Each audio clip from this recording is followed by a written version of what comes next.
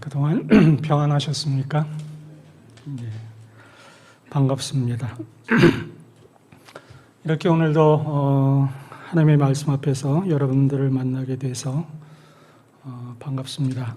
그리고 이 자리를 허락하여 주신 하나님과 우리 목사님, 성도 여러분들께도 다시금 감사를 드립니다. 잘 아시겠지만 저는 최근 몇 달 동안에 두 번째 암 수술을 받았습니다. 그리고 현재는 항암 치료 중입니다. 쉽지 않은 과정들이지만 여러분의 관심과 사랑으로 인해서 잘 감당하고 있습니다. 이 기회를 빌어서 기도와 물질로 함께 해주신 우리 교회 그리고 성도 여러분께 감사를 다시금 드립니다. 자, 오늘 말씀의 제목은 시대를 분간하십시오입니다. 따라서 하실까요? 시대를 분간하십시오. 이제 본문으로 들어가십시다. 누가복음 12장 54절로 55절입니다. 제가 봉독해 드립니다. 또 무리에게 이르시되 너희가 구름이 서쪽에서 이는 것을 보면 곧 말하기를 소나기가 오리라 하나니 과연 그러하고 남풍이 부는 것을 보면 말하기를 심히 더우리라 하나니 과연 그러하니라. 본문을 보면 예수님께서 기후와 날씨에 대해서 두 가지를 말씀하십니다. 첫째는 구름이 서쪽에서 일게 되면 곧 소나기가 올 것이다 라는 말씀이죠. 이것은 한국의 상황과는 관련이 없습니다. 당시 팔레스타인 지역, 이스라엘 땅을 중심으로 생각을 해 보아야 하는 말씀이죠. 지도에서 이스라엘의 위치를 보면 팔레스타인, 이스라엘 지역이 있고 그 서쪽에 지중해가 있습니다.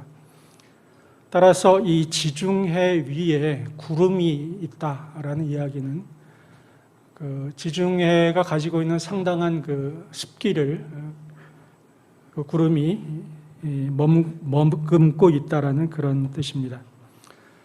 곧 이러한 구름이 다가온다라는 말은 얼마 지나지 않아서 이스라엘 땅에 비가 내릴 것이라는 것을 의미합니다.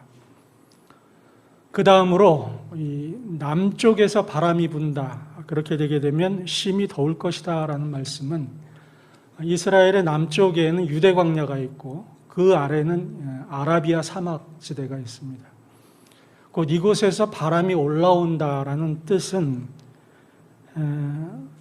매우 고온하고 건조한 그런 공기가 북쪽으로 온다라는 뜻이죠. 그 시간이 얼마 지나지 않게 되면 이 이스라엘 땅이 상당히 더운 그런 날씨를 맞게 된다는 것이죠. 따라서 비록 현재의 날씨는 좋다 하더라도 서쪽에 구름이 보인다 라고 하면 이제 비가 올 것이구나 라는 것을 판단할 수 있다는 뜻입니다. 또 남쪽에서 바람이 오는 것을 느낀다면 이제 곧 덥겠구나 라는 것을 알 수 있다는 말이죠. 우리에게는 잘 이해가 되지 않는 말이지만 당시에 이스라엘에 사는 사람들, 당시 유대인들에게는 너무나 이건 상식적인 이야기입니다. 이러한 예수님의 말씀을 들은 사람들 가운데 이 의의를 제기하는 사람은 아마도 아무도 없었을 것입니다. 예수님께서는 이렇게 당연한 이야기를 하시면서 그 다음 12장 56절의 말씀을 계속하십니다. 56절 외식하는 자여 너희가 천지의 기상은 분간할 줄 알면서 어찌 이 시대는 분간하지 못하느냐. 그렇습니다. 예수님은 이런 말씀을 하고 계시는 것입니다. 너희는 구름을 보면 이제 곧 비 오는 거 알지 않니? 남쪽에서의 바람을 느끼게 되면 곧 더울 것이라는 것을 알지 않니? 이렇게 날씨나 기후, 기상과 관련해서는 너희가 아주 잘 안다고 이야기하지만 이 시대에 대해서는 너희가 어떻게 알고 있냐라는 그런 질문입니다. 아쉽게도 너희들은 날씨는 분간하지만 이 시대가 지금 어떻게 변화하는지에 대해서는 잘 모르고 있구나라는 말이죠. 그리고 앞으로 어떤 일이 너희들에게 벌어질 것인가에 대해서도 너희는 참 무지하다라고 말씀하시는 것입니다. 여러분, 제가 왜 이 말씀을 오늘 강론의 초두에 여러분께 드리는 것 같습니까? 이 말이 단지 당시에 이스라엘 땅에 살고 있는 사람들에게만 적용되는 말씀일까요? 여러분은 어떻습니까? 저와 여러분은 날씨라든지 날이 저렇게 구름이 많고 그러면 곧 비가 오겠구나, 이 정도 충분히 알지 않습니까? 상당한 부분을 우리는 예측하고 또 그 예측이 정확한 삶을 삽니다. 이러한 분간의 삶을 살지만 과연 저와 여러분은 이 시대를 살아가면서 이 시대를 제대로 분간하고 있느냐라는 것입니다. 그러므로 여러분에게 이런 질문을 다시금 드립니다. 여러분, 이 시대를 잘 분간하고 계십니까? 그저 어제가 오늘 같으니까 오늘이 내일 같을 것이라고 생각하며 살고 있지는 않습니까? 만약 여러분들이 아니다, 나는 지금의 시대를 너무도 잘 분간하고 있다, 그러므로 앞으로 어떤 일이 벌어질 것인가에 대해서도 충분히 예측하고 있고 거기에 대해서 준비하고 있다라고 말씀하신다면 정말 잘하시는 것입니다. 그런데 아쉽게도 아니, 나는 이 시대를 잘 분간하고 있지 못해. 그저 사는데 급급하기 때문에 앞으로 어떤 일이 벌어질 것인가에 대해서 나는 준비하지 못하고 있어. 그저 노후를 위한 적금을 들거나 병이 생길 것을 대비해서 보험을 주는 정도의 이러한 준비를 이야기한다면 여러분은 즉시 그 자리에서 멈춰 서야 합니다. 그리고 여러분이 지금 어느 위치에 서 있는지를 확인해야 합니다. 그리고 앞으로 어떤 방향으로 살아가야 할 것인가도 다시 한번 생각해야 합니다. 오늘 저는 이 강론을 준비하면서 앞을 잘 준비하고 계신다는 분은 더 잘 준비하시기를 원하지만 혹시라도 그렇다, 정말 우리는 이 시대를 분별해야 하고 앞으로 닥칠 일들에 대해서 준비하는 삶을 살아야 되겠다라고 생각하시는 분이 있다면 그분에게 도움을 드리기 위해서 오늘의 강론을 준비했습니다. 이제 우리는 세 가지 면에서 살펴보려고 하는데요. 첫째는 사회를 통해서 시대를 분간하는 것에 대해서입니다.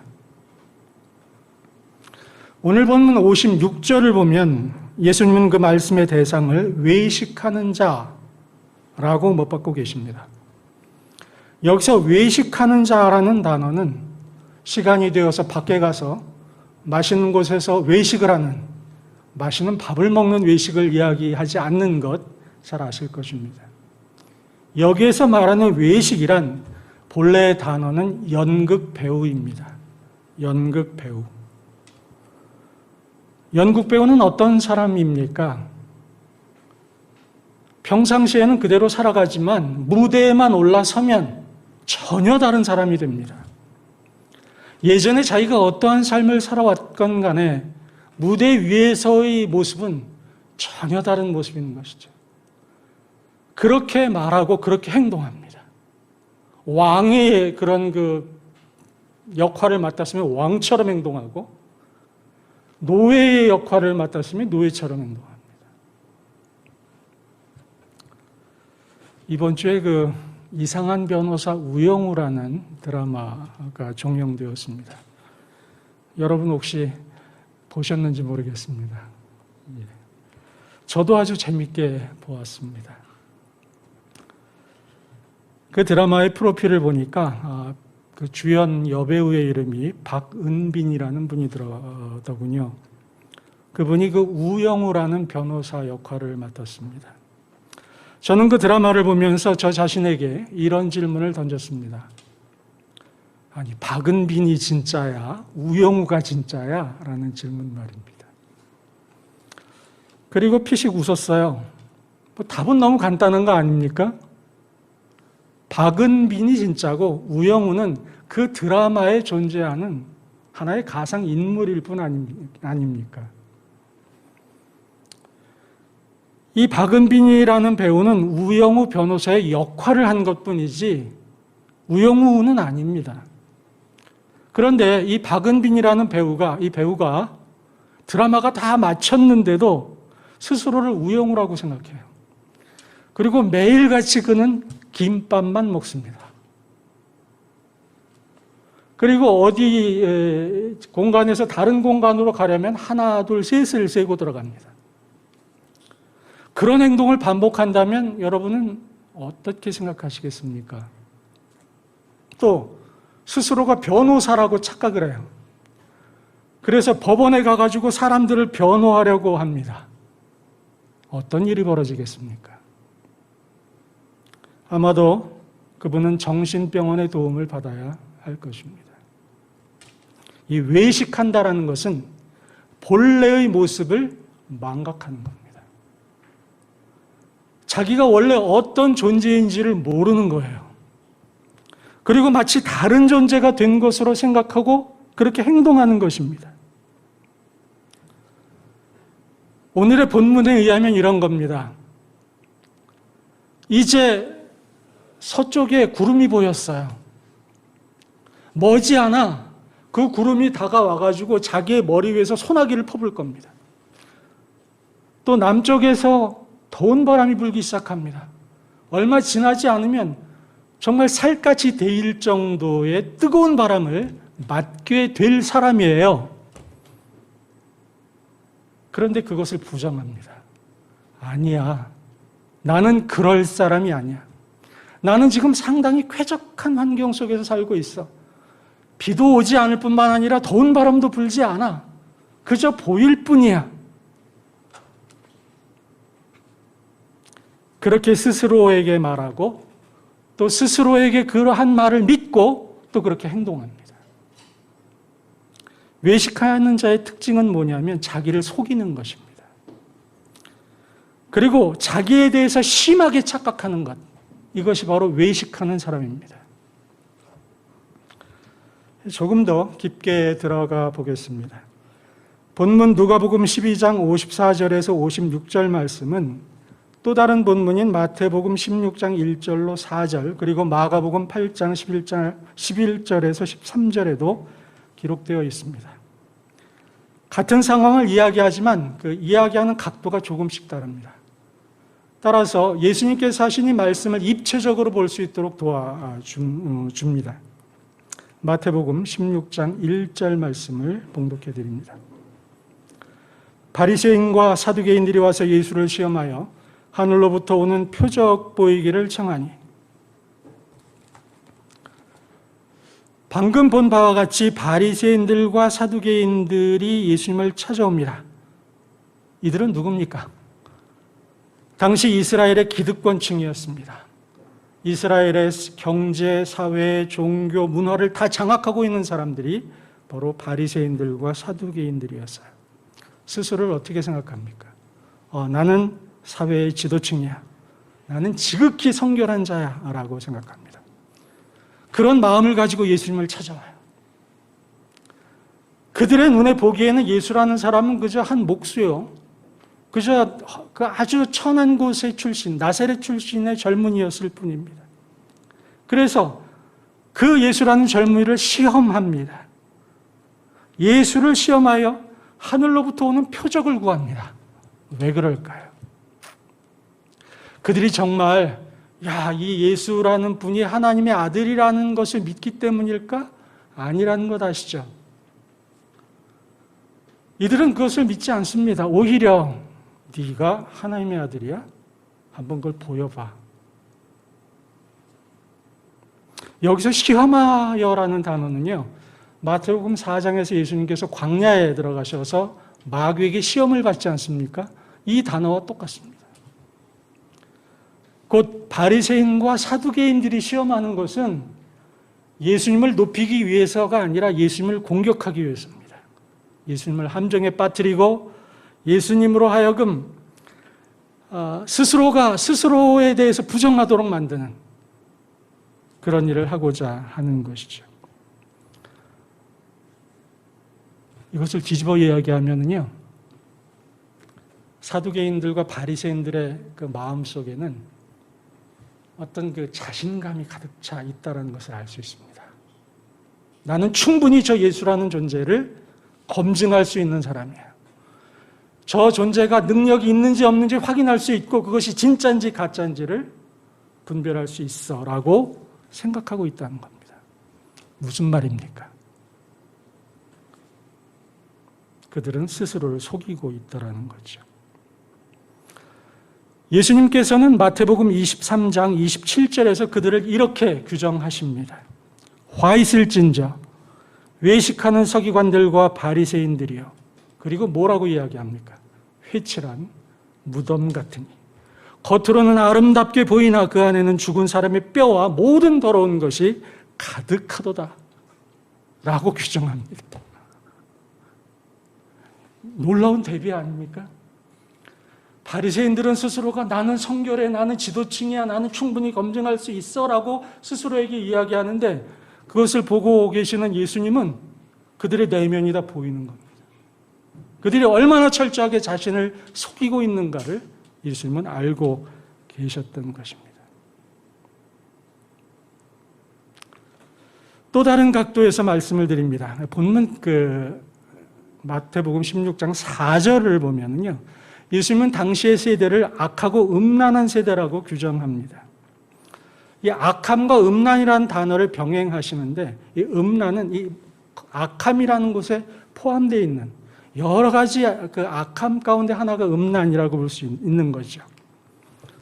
이 음란이라는 게 도대체 무슨 뜻입니까? 사전을 찾아보니까 음탕하고 난잡한 것이라고 기록되어 있더라고요. 하나님이 허락하신 성적의 관계를 자기의 비정상적인 성적 흥분을 만족시키기 위한 행위들을 음란이라고 합니다. 무슨 말인가 하면 자기 마음이 원하는 대로, 내가 생각하기에 좋은 대로, 내가 보기에 내 마음이 내키는 대로 행동하는 것이라는 것이죠. 저는 앞으로 여러분들과 함께할 말씀과 훈련을 위해서 여러 자료들을 이제 공부하는데 많은 단어들이, 많은 책들에서 요즘에 포스트 모더니즘이라는 단어를 많이 쓰고 있더라고요. 요즘은 그런 세대래요. 그래서 포스트 모더니즘이 왜 이렇게 강조되나라고 질문하고 그 뜻을 다시 한번 생각했습니다. 여러분도 잘 아시겠지만 이 포스트 모더니즘이란 객관적이며 절대적인 가치를 부정하는 겁니다. 쉽게 이야기하면 성경에서는 하나님의 존재를 이야기하고 하나님의 가르침이라는 절대적 진리를 이야기합니다. 그런데 포스트 모더니즘은 이거를 부정하는 거예요. 그런 건 없다라는 거죠. 그리고 반대로 이 상대주의라는 것을 주장을 해요. 너희들이 진리를 이야기해? 하지만 진리는 이쪽으로 보면 진리일 수 있지만 이쪽으로 보면 진리가 아닐 수 있어라고 이야기하는 것입니다. 그래서 자기가 보기에 어떠한 진리라고 소위 이야기하는 것이 자기가 보기에 진리면 진리인 거예요.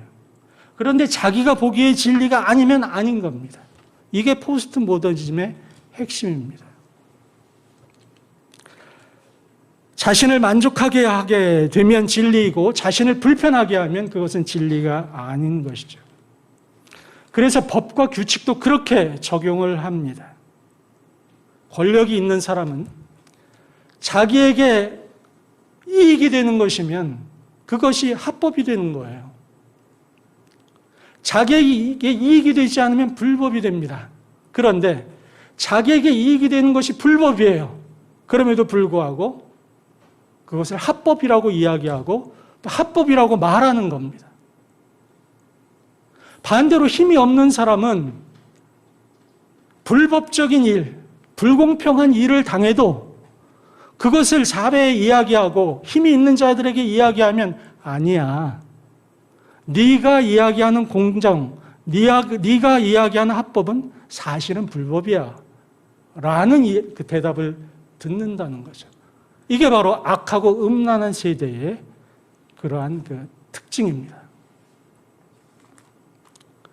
우리 흙수저라는 이야기, 금수저라는 이야기 많이 듣습니다.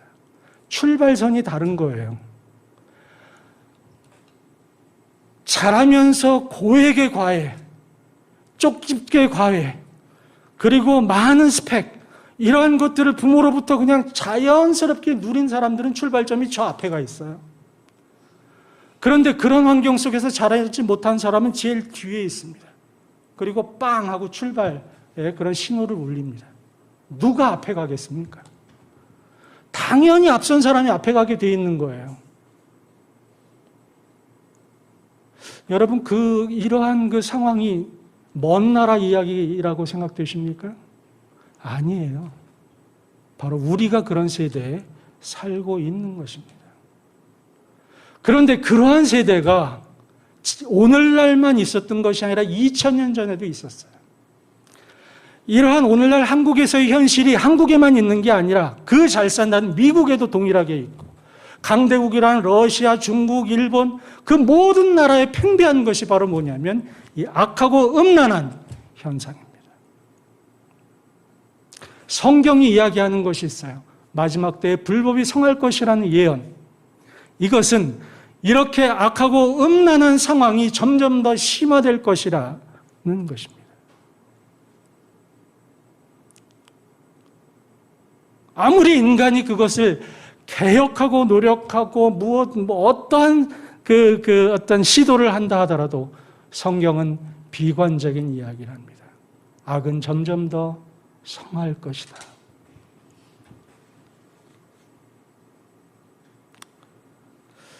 성도 여러분, 제가 왜 이런 이야기를 여러분에게 합니까? 이제 포기하고 살아라. 혹은 머리에 띠띠고 나가서 피켓 들어라. 이걸 이야기하고자 함일까요? 아닙니다. 제가 이 말씀을 먼저 여러분에게 드리는 것은 이러한 악하고 음란한, 소위 말해서 외식하는, 자기를 속이는 이러한 삶의 모습이 아쉽게도 이 사회에만 있는 것이 아니라 우리 자신에게도 있을 수 있다는 말씀을 드리기 위해서입니다.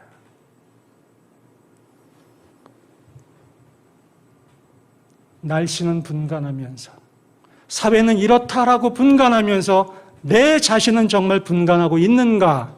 라는 질문을 던져야 한다는 것입니다. 그리스도인들조차도 세상에서 사는 동안 먹고 사는 것, 장가들고 시집가는 것, 성공하고 출세하는 것에 정신을 팔고 삽니다. 남 이야기입니까? 서쪽의 구름과 남쪽의 바람을 보면서도 별일 아닐 거야. 왜? 어제도 그랬으니까 오늘도 그럴 거야. 그러므로 내일도 그럴 거야 라고 생각하며 아무 일도 없을 거야. 나는 그대로 살아도 돼 라고 스스로를 속일 수 있다는 것이죠. 그런데 예수님은 마태복음 24장 37절로 39절에서 이렇게 말씀하십니다. 노아의 때와 같이 인자의 임함도 그러하리라. 홍수전에 노아가 방주에 들어가던 날까지 사람들이 먹고 마시고 장가들고 시집가고 있으면서 홍수가 나서 그들을 다 멸하기까지 깨닫지 못하였으니 인자의 임함도 이러하리라. 그러므로 이 시간에 저와 여러분에게 다시 한번 질문합니다. 도대체 저와 여러분의 가장 큰 관심은 지금 어디에 있습니까? 저와 여러분은 아침에 잠자리에서 잠을 깨게 되면 제일 먼저 무엇을 생각합니까? 저와 여러분은 지금 과연 제대로 살고 있는 것입니까? 과연 오늘 밤에 하나님이 저와 여러분의 영혼을 부르신다면 정말 아무런 미련이나 후회 없이 이 땅을 떠날 준비가 되어 있습니까?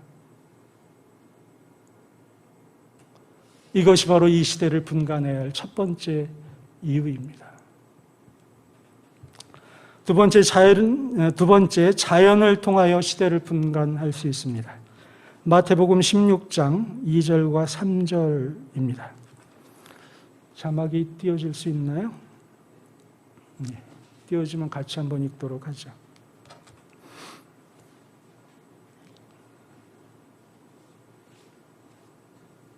예, 조금 늦어지니까 제가 봉독해 드립니다. 예수께서 대답하여 이르시되 너희가 저녁에 하늘이 붉으면 날이 좋겠다 하고 아침에 하늘이 붉고 어리면 오늘은 날이 굳겠다 하나니 너희가 날씨는 분별할 줄 알면서 시대의 표적은 분별할 수 없느냐. 예수님께서는 또 다른 예를 드시는 거예요. 이번에는 이제 아침과 저녁의 날씨를 말씀하세요. 첫째, 저녁에 하늘이 붉으면 날이 좋겠다라는 부분. 과연 저녁에 하늘이 붉으면 다음 날씨가 좋을까요? 기상학자들의 의견에 의하면 맞다라고 이야기합니다. 왜냐하면 서쪽 하늘이 이렇게 저녁에 노을이 진다라는 말은 이 공기 중에 먼지가 많다라는 뜻이라고 합니다. 먼지가 많다는 것은 건조하다라는 것이죠. 그런데 중위도 지방에서는 이 서쪽의 하늘이 나중에 동쪽으로 이동하기 때문에 저녁에 이렇게 건조한 날씨가 있다면 그 다음에 이 날씨가 이동을 해서 그 다음 날은 동일하게 건조하다라는 이야기죠. 그 저녁에 하늘이 붉으면 날이 좋겠다라는 말은 맞는 말입니다. 그 다음 아침에 하늘이 붉고 어리면 오늘은 날이 굳는다라는 말이죠. 이 말은 아침에는 대기가 안정하다고 합니다. 그런데 아침에 빨갛게 노을이 진다라는 뜻은 이 대기 중에 수증기가 많다라는 뜻이라고 합니다. 그래서 태양빛이 들어오면서 굴절되고 그 굴절의 현상이 이제 빨갛게 된다는 거죠. 따라서 아침에 노을이 지게 되면 그만큼 대기가 습하다는 뜻입니다. 그날 비가 올 가능성이 높다라는 거죠. 아까 서쪽의 구름, 남쪽의 바람처럼 저녁 하늘의 노을, 아침의 노을을 보고도 우리는 날씨를 예측할 수 있다. 그건 당연하다. 그런데 예수님은 이러한 날씨를 보면서 시대는 분간하지 못하느냐라고 또 물으시는 거죠. 사실은 같은 이야기인데 다른 표현이라는 것을 알 수 있습니다. 성도 여러분, 우리가 지금 2022년 8월을 살고 있습니다. 이제 앞으로 어떤 일이 벌어질 거라고 생각하십니까? 2023년, 2024년, 2025년을 계속 지나면서 어떤 일이 발생할까요? 제가 한 가지 예언할 수 있는 게 있습니다. 그것은 앞으로 머지않은 시기에 이 지구상에 엄청난 기근이 닥치게 될 것입니다. 굶주림의 시대가 다가오게 될 것이라는 거죠.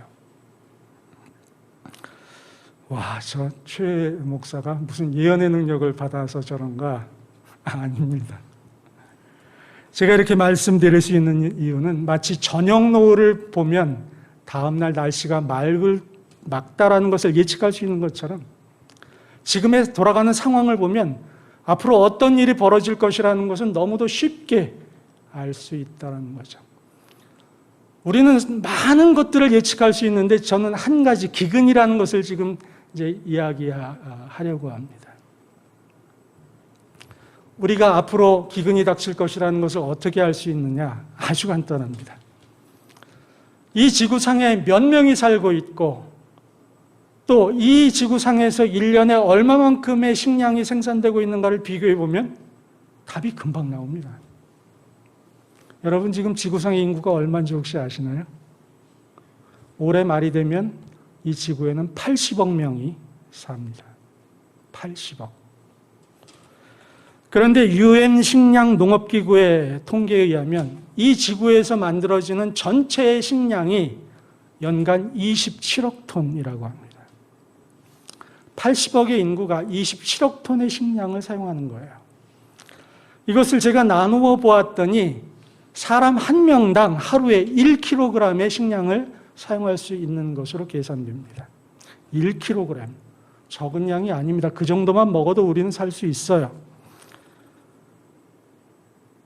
그런데 그렇지 않습니다.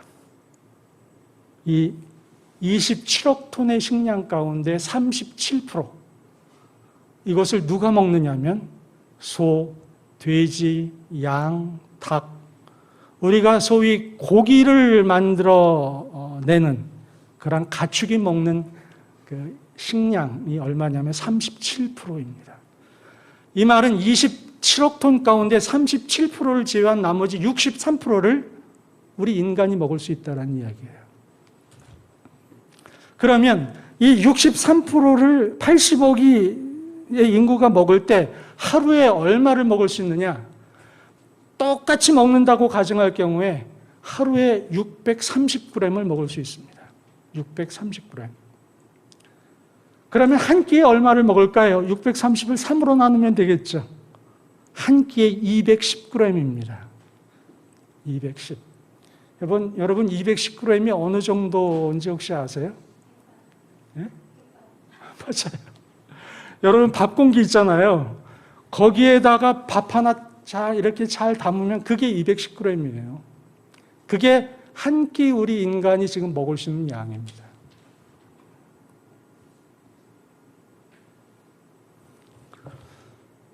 그래야 공평한 거예요. 그런데 여러분 오늘 아침에 식사 혹시 하시고 오셨나요? 저도 했습니다.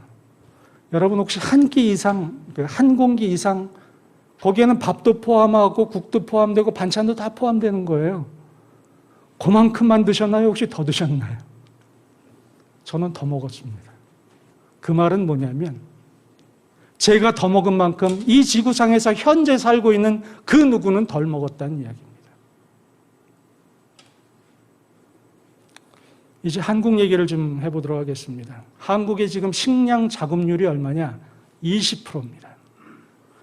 그 말은 나머지 80%를 해외에서 수입하고 있다는 말이에요. 어떤 사람은 이렇게 얘기합니다. 한국은 지금 전 세계 10위권을 왔다 갔다 하는 그런 경제 대국이야. 그러니까 뭐 식량 늘 구입하면 되지 않겠어? 하지만 이것은 상황을 잘 모르고 하시는 말씀입니다. 여러분 지금 TV를 혹은 인터넷을 연결해서 보십시오. 얼마나 전 세계가 지금 자연재해를 맞고 있는가. 전 세계에 지금 식량 생산량이 올라가다가 꺾였습니다. 이러한 자연재해가 계속되고 식량난이 지속되게 되면 어떤 일이 벌어지게 되느냐? 식량을 수출하던 그 나라들이 그 수출의 양을 제한하기 시작합니다. 곡물 가격이 상승하게 되고 수출하는 양도 줄여버립니다. 그게 더 심하게 되면 어떤 일을 하게 되느냐? 식량 수출을 막습니다. 왜냐하면 자국민을 보호해야 되기 때문에 그런 거죠. 무슨 말을 이야기하고자 하는지 아십니까? 아무리 돈을 주어도 식량을 살 수 없다는 얘기예요. 그러므로 한국 사람들은 지금 20%만 자급할 수 있는데 나머지 80%를 구하기가 막막해질 가능성이 있다는 것입니다. 어떻게 그런 일이 있을 수 있겠어? 최근에 상징적인 그 일어난 사례를 여러분에게 말씀드립니다. 러시아가 우크라이나를 침공했죠. 서방이 단합을 해서 러시아 경제 제재를 했습니다. 러시아는 기술적인 이유라고 하지만 어쨌든 러시아에서 이 유럽으로 가는 가스관을 막기 시작했습니다. 지금 유럽은 장작을 준비하고 있어요. 나무떼에서 겨울을 지낸다라고 합니다. 3일 전 보도입니다. 8월 18일 보도였는데 지금 그 천연가스 값이요. 미국의 경우에 작년에 2달러였는데 올해 10달러라고 합니다. 10달러. 5배가 뛴 거예요. 5배. 그런데 유럽에서의 그 천연가스 값이 얼마인지 아십니까? 70달러입니다. 35배가 뛴 거예요. 그런데 이제 겨울은 점점 다가옵니다. 이게 해결이 되지 않으면 앞으로 어떤 일이 벌어질 거라고 생각하십니까?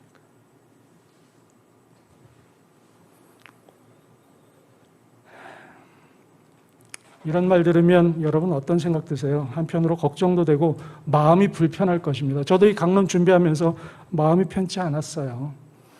매일같이 뉴스를 통해서 그런 내용을 듣는데 왜 강론 때 이런 얘기를 또 해야 하고 들어야 하는가? 이런 생각이 들기도 합니다. 그럼에도 불구하고 제가 이렇게 식량 이야기 혹은 앞으로 세계적으로 불어닥칠 기근 이야기를 말씀드리는 이유가 있습니다. 왜냐하면 이것은 실제 상황이기 때문입니다. 그저 듣기 싫어서 난 듣고 싶지 않아. 난 생각하고 싶지 않아.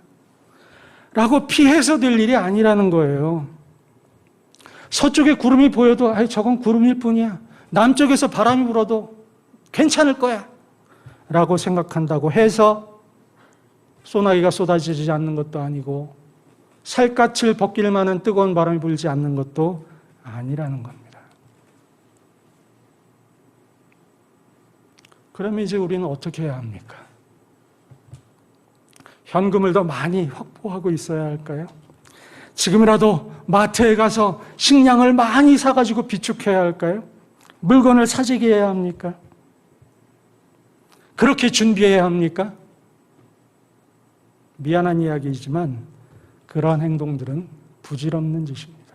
그것은 진정한 준비가 되지 못합니다. 왜입니까? 그만큼 준비하면 그만큼은 더 살 수 있어요. 남들보다 며칠 혹은 몇 주, 몇 달은 더 살 수 있습니다. 확실합니다. 그러나 그 다음은 어떻게 됩니까?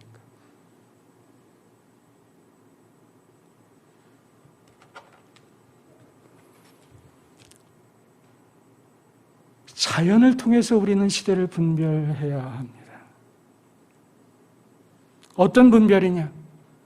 그렇다면 이 지점에서 우리가 해야 할 일은 무엇인가를 생각해야 한다는 거죠.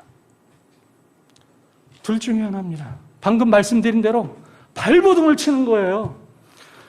그냥 창고를 만들고 돈을 다 확보해가지고 막 준비하고 땅굴을 파고 100m, 200m로 들어가든지 그런 준비를 막 하는 겁니다. 그러다가 서서히 종말, 그리고 자신에게 닥칠 고난들을 기다리며 자포자기하며 사는 것, 이것이 하나의 방법입니다. 두 번째 방법이 있습니다. 시선을 돌리는 겁니다. 이렇게 기근의 공포, 식량의 부족, 여러 가지 가스, 이러한 모든 정말 우리를 복잡하게 하는 이러한 시각을 우리는 어디로 돌려야 하느냐? 하나님께로 돌려야 합니다. 왜냐하면 하나님께서는 인간의 역사를 만드실 뿐 아니라 인간의 종말까지도 결정하셨기 때문입니다. 하나님은 이 모든 것을 성경을 통해서 말씀하셨어요. 그러므로 우리가 해야 할 일은 한 가지입니다. 우리들의 시각을 돌리는 겁니다. 뉴스를 보고 걱정하는 그 마음을 버리고 이제 겸손하게 우리들의 눈을 하나님의 말씀 속에 집중하는 것입니다. 그러므로 우리가 해야 할 세 번째 분간이 있는데 그것은 성경을 통하여 시대를 분간하는 것입니다. 그것밖에는 다른 길이 없습니다. 여러분 성경을 읽어보면요, 마지막 때에 코로나와 같은 전염병이 만연할 것을 예언하고 있어요. 제가 언젠가 이 자리에서 말씀드렸을 것입니다. 지금의 코로나가 성경에서 예언된 것이라면 그것은 성경의 응답이다. 그러나 이 코로나가 성경이 예언한 것이 아니라면 이 코로나를 비교해서 상상하지도 못할 더 끔찍한 전염병이 이 온 세상을 덮을 것이다. 제 이야기가 아니라 성경의 예언입니다. 성경은 마지막 때에 불법이 성할 것이라고 예언합니다. 사람과 사람 간의 사랑이 식어질 것이라고 이야기하고 이 음란하고 패역한 세대가 점점 더 심해지면 심해졌지 결코 약화되지 않을 것이라고 예언합니다. 처처의 기근이 발생할 뿐 아니라 지진도 발생할 것이고 민족과 민족이 나라가 나라를 향하여 서로 전쟁할 것이라고 예언하고 있습니다. 교회 안에는 거짓 선지자들이 들어올 것이라고 이야기합니다. 잘못된 가르침들을 사람들이 받고 그것에 미혹될 것이라고 이야기합니다. 그리고 그리스도인들은 올바른 신앙을 하려 하는 그리스도인들은 대규모의 박해를 받게 될 것이라고 성경은 예언합니다. 고통과 탄식이 지구를 덮을 것이라고 이미 2000년 전에 예수님께서 성경에서 기록하고 계시다라는 거예요.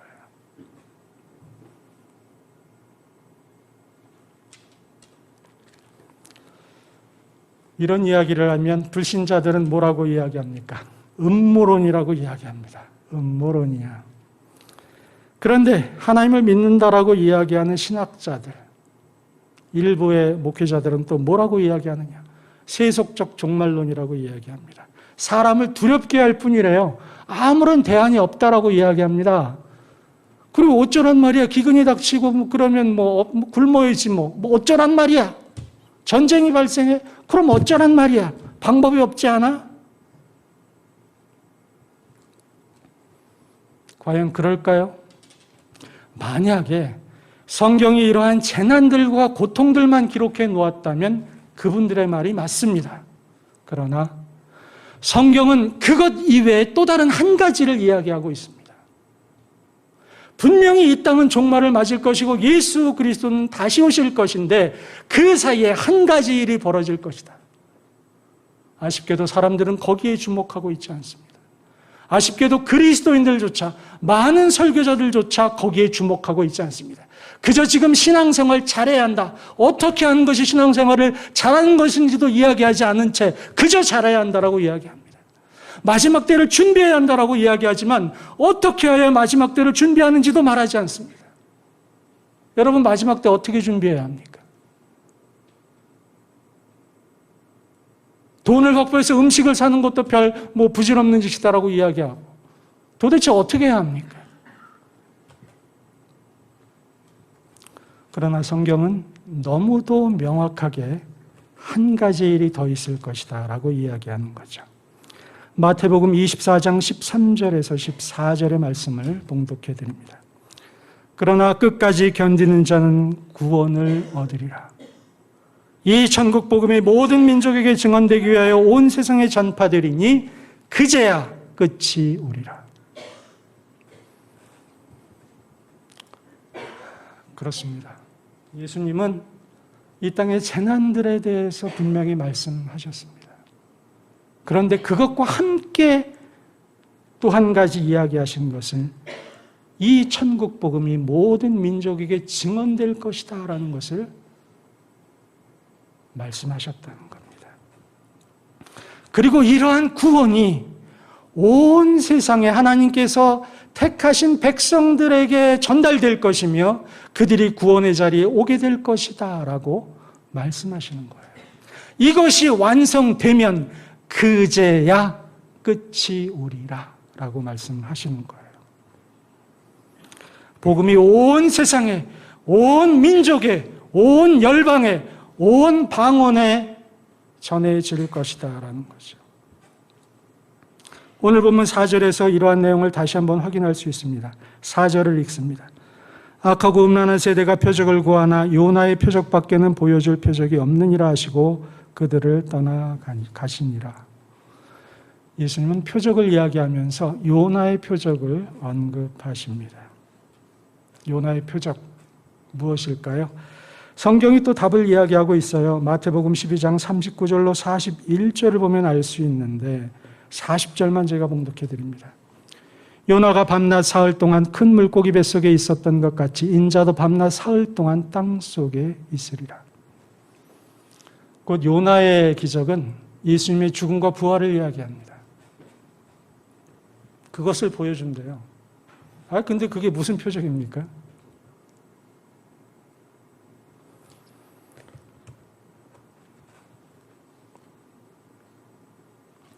그것만 가지고는 우리가 이것을 표적이라고 얘기하기엔 부족하지 않겠는가라고 저는 질문을 던집니다.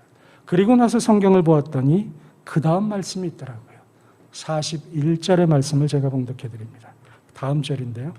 심판 때에 니느웨 사람들이 일어나 이 세대 사람을 정죄하리니 이는 그들이 요나의 전도를 듣고 회개하였음이거니와. 당시에 요나는 니느웨로 가서 그곳에 복음을 전했습니다. 그곳에서 좌우를 분별하지 못하는 자 12만 명이 멸망 가운데서 생명으로 구원받을 수 있도록 했습니다. 요나의 표적. 첫째는 예수님의 죽음과 부활을 이야기하지만 또 다른 표적이 하나 있습니다. 그것은 니느웨 성의 사람들의 백성이 구원받은 것처럼 이 땅에 하나님께서 건지기로 작정하신, 구원하기로 작정하신 사람들을 건지는 일, 그 일이 요나의 표적입니다. 그 일이 일어날 것이다 라고 말하는 것이죠. 그러므로 이제 마지막 때에 일어날 일이 하나 있습니다. 기근, 전쟁, 무슨 지진 다 일어나겠지만 그것이 일어나면서 동시에 일어나야 될 일이 하나 있어요. 그것은 복음의 대폭발입니다. 복음의 대부흥이 이 지구상을 덮을 것입니다. 제가 왜 이런 이야기를 하느냐면요. 전 세계에 지금 약 17,000개의 종족이 있어요. 그 가운데 약 43% 정도, 7,000에서 8,000 정도의 종족이 아직 복음을 받지 않았습니다. 그 종족의 숫자는 100년 전이나 지금이나 별반 다르지 않아요. 이들에게 복음이 전해지려면 어떤 일이 벌어져야 하느냐? 복음의 폭발이 이루어지지 않고는 그들에게 복음이 전해지지 않습니다. 우리는 지금 예수님을 믿는 사람들이죠. 한국인들이 얼마나 하나님을 잘 믿습니까? 그런데 이러한 그 복음이 우리 한국 땅을 덮게 된 그 출발점이 있어요. 약 100여 년 전에 그 평양에서부터 시작된 그 대부흥이 바로 한국 땅을 덮은 것입니다. 하나님이 이제 하시는 일이 있어요. 그것은 이 지구상에 하나님의 말씀이 편만하게 전해질 수 있도록 하시는 일입니다. 하나님은 이 복음의 대폭발의 중심에 교회를 서게 하실 것입니다. 왜냐하면 교회의 머리가 성자 하나님이신 예수 그리스도이기 때문이에요. 그동안 교회는 건물을 멋지게 세우는데 그 건물 안에 편백나무를 집어넣고 아주 고가의 그 오르간을 집어넣는 것으로 스스로를 만족시켜 왔습니다. 그런데 하나님이 코로나를 허락하셨어요. 수천 명이 들어가는 그 예배당에 마치 그 옥수수 빠지는 것처럼 사람들이 띄엄띄엄 앉을 수 있도록 만들어 버리셨습니다. 멋진 프로그램이나 행사들, 감염병 관련법으로 인해서 거리 두기로 인해서 다 흩어버리셨습니다.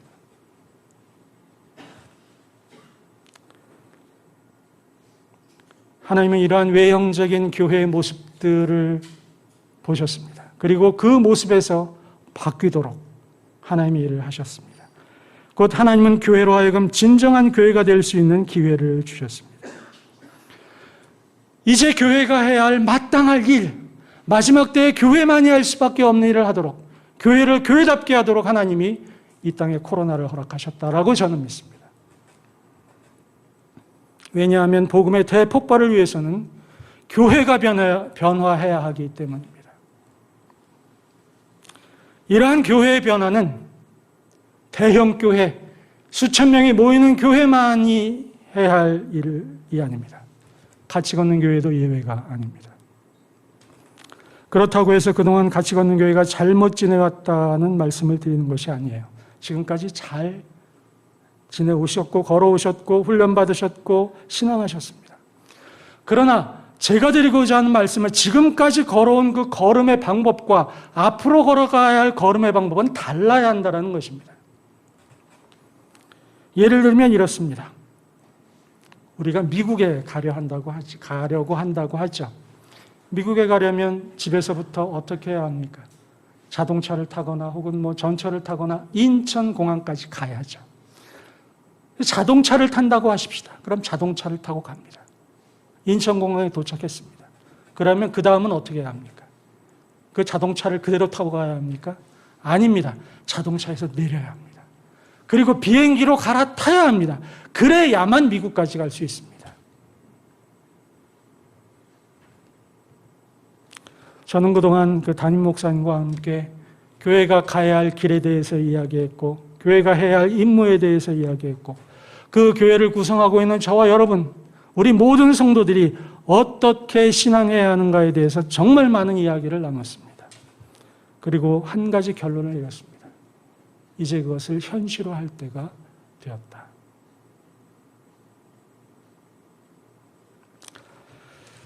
저는 2번의 암수술을 받으면서 저에게 이런 질문이 늘 오더라고요. 한때 유행했던 말인데, 무엇이 중요한디? 라는 말 있잖아요. 무엇이 중요한디? 도대체 무엇이 중요한 거야? 라는 질문이었습니다. 왜 이런 질문을 하는가라고 생각해 봤어요. 제가 항암 주사를 맞잖아요. 4일 동안 입원합니다. 그리고 열을 쉬었다가 다시 4일 입원을 해요.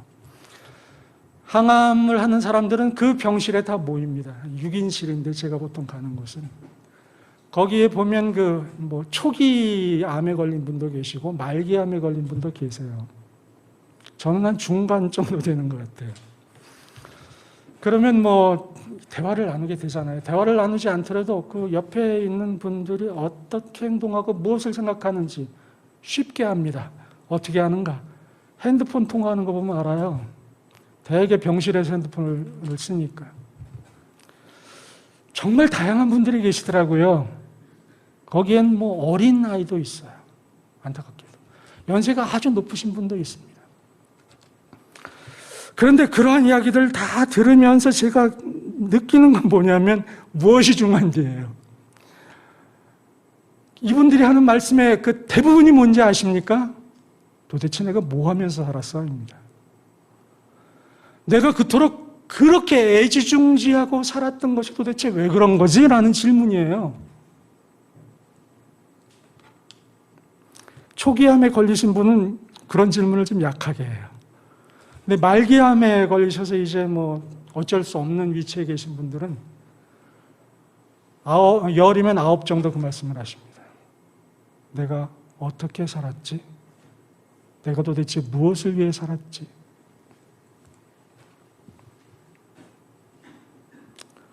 무엇을 먹어야 할까? 무엇을 입어야 할까? 이번 달 수입은 얼마일까?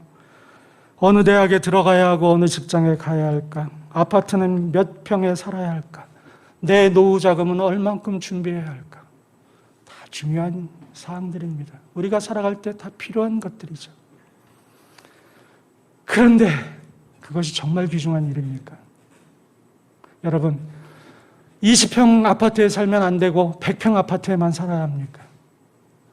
중고차 타면 안 되고 수억 원 고가의 외제차를 타야만 이 땅을 사는 겁니까? 중소기업 다니면 안 되고 꼭 대기업에 다녀야 높은 연봉을 받아야만 잘 사는 겁니까? 암에 걸리지 않으면 그런 생각 잘 못하신다고 저는 스스로 교만하게 생각해요. 그 암 환자 병실에서는 답이 딱 나옵니다. 그거 중요한 거 아니다. 왜냐하면 그렇게 중요하게 쌓으려고 했던 그 모든 것들이 병실에서 딱 환자복 입고 눕게 되면 정말 아무것도 아니라는 답을 찾게 되는 거죠. 그리고 하는 말이 있어요. 내가 젊었더라면, 내가 건강했더라면 그렇게 살지 않았을 것이다 라고 이야기한다는 거죠. 그런데 아쉽게도 이미 암세포는 진행되고 있고 죽음을 향해 가고 있다는 거예요. 정작 중요한 것은 다른 데 있습니다. 내 삶이 지금 하나님 앞에 어떤 의미가 있는가? 세상 사람들은 정말 외식하며 자기를 속이며 악하고 음란하게 살아가지만 나는 지금 어떻게 살고 있는가? 거기에 부화내동하고 있지는 않은가? 적당히 타협하고 있지는 않은가? 한 발은 여기에 두고 한 발은 저기에 두고 살지 않는가? 이제 곧 기근이 닥친다고 하는데 민족과 민족이 전쟁을 벌이고 북한의 김정은이는 미사일을 쏜다고 하는데 나는 어떻게 될까? 그런 걱정하는 것이 아니라 내가 과연 지금 하나님의 목적에 맞게 살고 있는가 말씀을 맺습니다. 성도 여러분, 우리는 현재 살고 있는 시대를 분간해야 합니다. 우리가 살고 있는 세상은 완벽할 수가 없습니다. 더 악해지면 악해졌지 선해질 가능성이 없는 것이 이 땅의 세상입니다. 어떤 정치인을 지도자로 뽑아 놓아보십시오. 그가 저와 여러분을 만족시킬 수 있을 거라고 생각하십니까?